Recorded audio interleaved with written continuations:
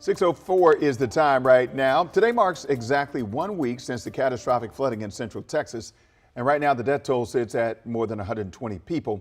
170 more are still missing. In Kerrville, a growing memorial of green ribbons now lines the trees at Camp Mystic, each one representing a camper lost in the floodwaters. And it's not the only memorial taking shape there. A wall of hope has gone up in downtown Kerrville, covered in flowers and photos of the victims, a powerful reminder of the lives lost.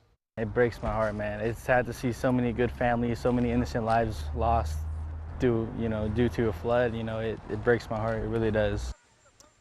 Today, President Trump and the First Lady are expected to visit the Wall of Hope, speak with leaders, and then tour the damage from these devastating floods. Well, in the wake of that deadly flash flood, WUSA 9's parent company, Tegna, has established the Tegna Texas Flood Relief Fund. Now, we're raising money to support the ongoing and long-term response to the disaster. Just scan the QR code on your screen right now to make a donation. We thank you for anything that you can contribute to help in the recovery efforts.